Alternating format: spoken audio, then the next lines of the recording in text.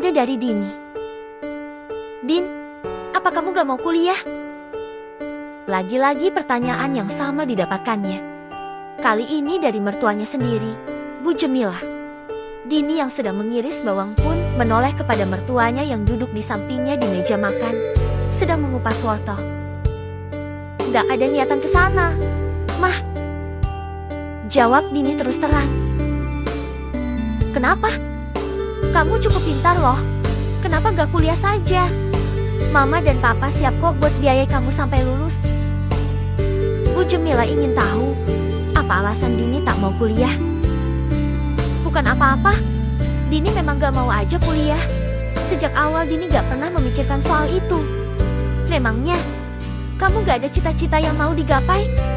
Dulu, Dini mau jadi pramugari, Mah.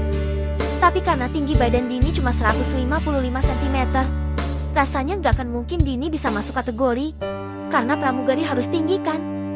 Loh, kalau kamu mau, kan kamu bisa coba minum suplemen penambah tinggi badan, atau obat-obatan biar tinggi badan kamu nambah. Lagian, kamu itu cocok jadi pramugari, kamu cantik. Mama yakin gak akan susah kamu diterima di maskapai. Iya, mungkin dulu Dini memang pengen banget, tapi sekarang udah gak mau. Dini cuma mau ngurus baby Al di rumah, jadi ibu yang baik. Dini pengen menikmati setiap detik waktu Dini sama dia. Bu Jemilah menggeleng-gelengkan kepala mendengar jawaban menantunya. Alangkah baiknya Dini, karena lebih mementingkan anaknya daripada cita-citanya. Padahal, dari penilaian Bu Jemilah sendiri, Dini mempunyai peluang besar untuk jadi seorang pramugari. Karena, tak hanya cantik, Dini juga terbilang lihai dan cekatan.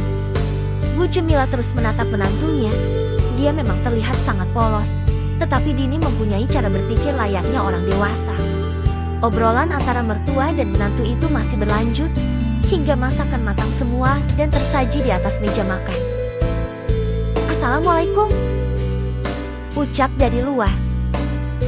Waalaikumsalam, sahut Bu Jemilah, yang langsung saja pergi dari dapur.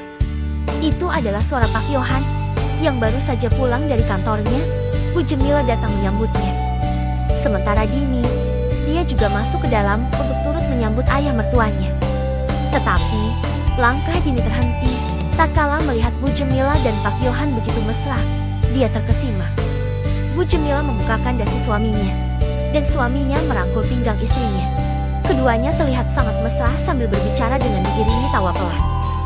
Dini kagum sekali, hubungan mertuanya sangatlah harmonis, bahkan di usia mereka yang tak muda lagi. Mereka masih saja mesra. Adegan seperti itu, tak pernah Dini lihat dari kedua orang tuanya. Entah mungkin karena kedua orang tuanya terlalu malu melakukan kemesraan seperti itu, atau mungkin tak pernah, karena usia sudah hampir tua. Tapi melihat adegan Bu Jemilah dan Pak Yohan, menjadi kekaguman tersendiri bagi Dini.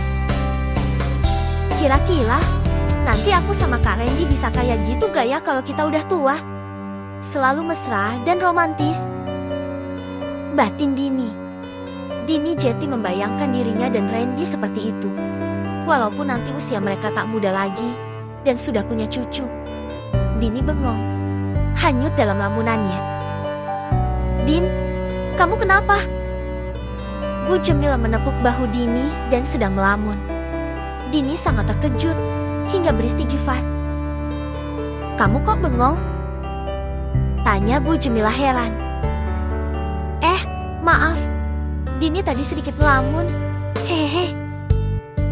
Dini jadi malu sendiri. Hai, Dini. Kapan datang, Nak? Pak Yohan menyapa Dini, sangat ramah. Dini mendekati Pak Yohan dan mencium tangannya. Tadi, Papa apa kabar?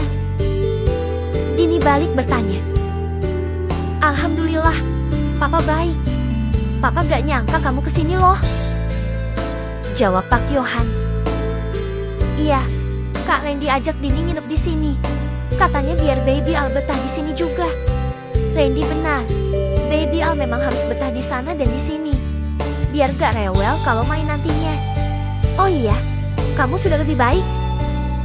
Pak Yohan menanyakan kondisi mental Dini. Alhamdulillah, Dini udah gak ingat itu. Pah, Dini gak mau terus ingat sesuatu yang buruk. Demi Baby Al dan Kak Randy, Dini harus bisa melupakan semuanya. Tutur Dini dengan tekad yang kuat. Syukurlah, Papa senang dengarnya. Dini tersenyum. Di mana Randy? Tanya Pak Yohan lagi. Kak Randy tidur siang. Tadi katanya ngantuk. Jadi Dini biarkan dia tidur dan Dini bantu Mama masak di dapur. Jawab Dini.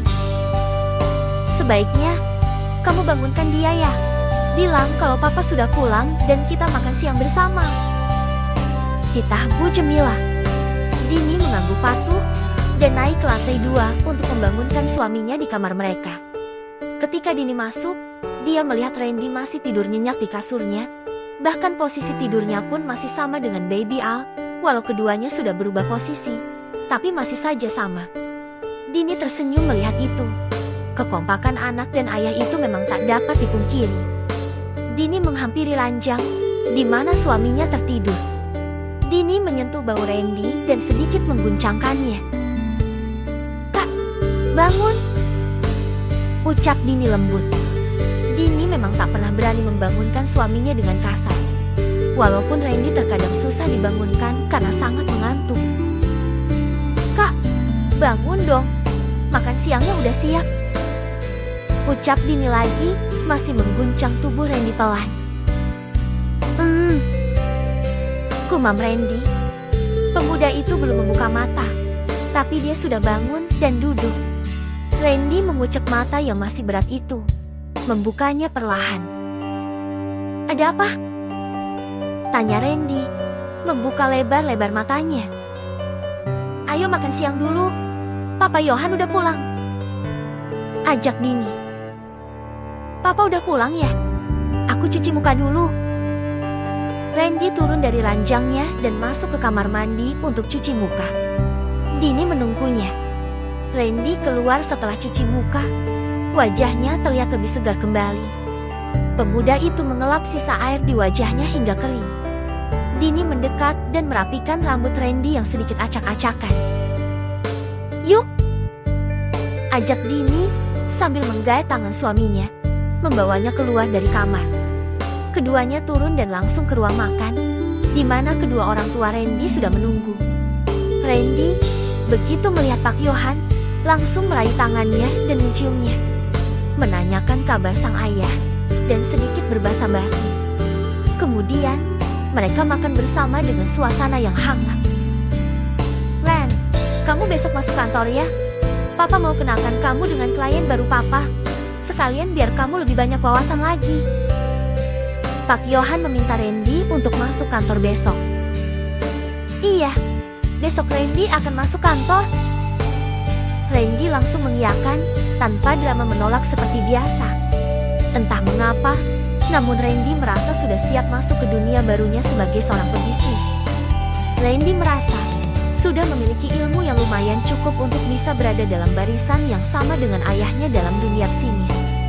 Padahal, Randy di awal sangat tak suka dengan pekerjaan semacam itu. Bahkan selalu mencari alasan agar bisa menolak masuk kantor. Tapi kali ini, Randy merasa sudah sangat siap.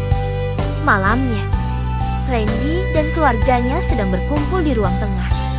Pak Yohan menggendong Baby Al, cucu yang menggemaskan dan jarang bertemu dengannya. Bu Jemilah ikut memomong cucunya yang ada dalam gendongan suaminya.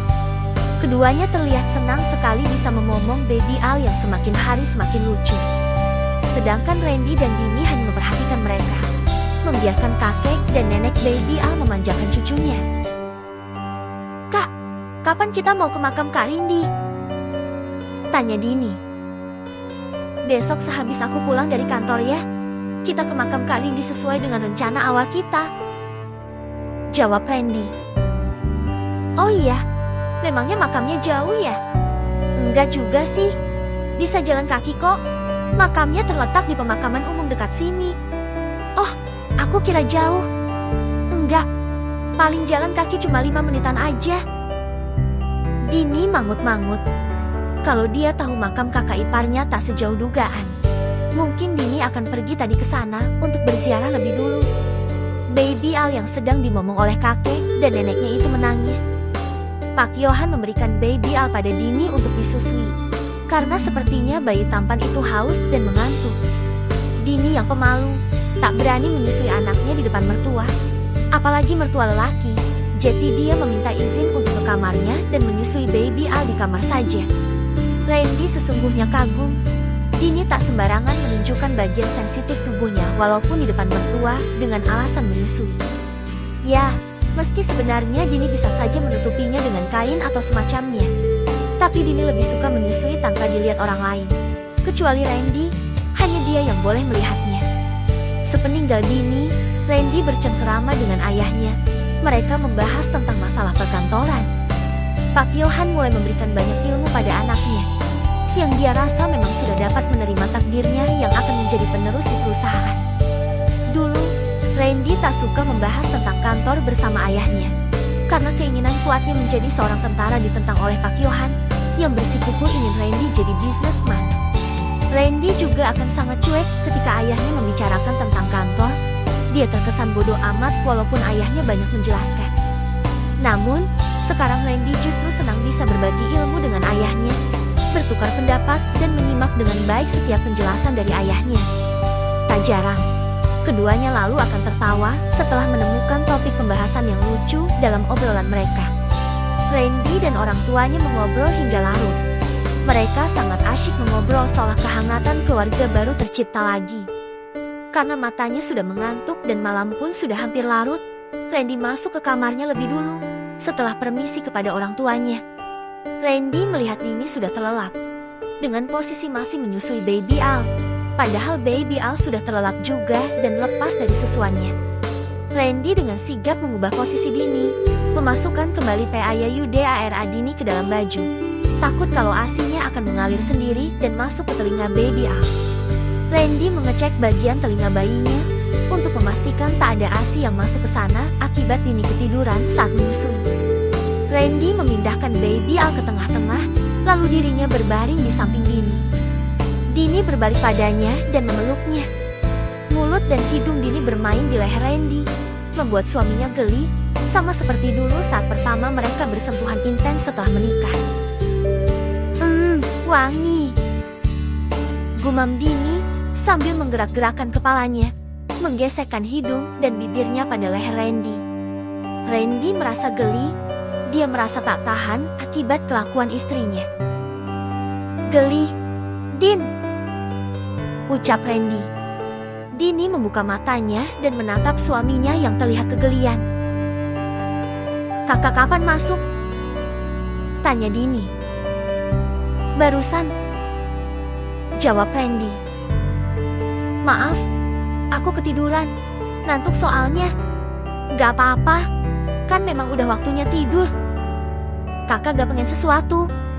Sesuatu apa? Sesuatu yang bikin keringatan. Randy mengangkat sebelah alis dan mengerutkan kening, pertanda tak mengerti. Karena suaminya tak paham juga, Dini menjadi kesal dibuatnya. Nyebelin, umpat Dini, yang langsung membelakangi suaminya dengan kesal. Apaan sih? Kamu gak jelas deh. Harusnya jelasin dong apa yang kamu maksud. Randy masih tak paham juga. Gak ada. Aku mau lanjut tidur. Jawab Dini ketus. Randy menggaruk kepala yang tak gatal. Heran dengan sikap Dini, tanpa penjelasan dia kesal padanya. Randy memikirkan kembali kata-kata Dini tadi tentang sesuatu yang bikin keringatan itu apa. Masa iya jam segini ngajak jogging sih? Yang bikin keringatan itu olahraga kan? Batin Randy. Untuk pertama kalinya Randy ngelak, biasanya sangat gercep soal begituan. Randy mendekati Dini lagi, ingin menanyakan apa maksud sebenarnya. Tapi sayangnya Dini sudah tidur, membawa kekesalannya ke alam mimpi.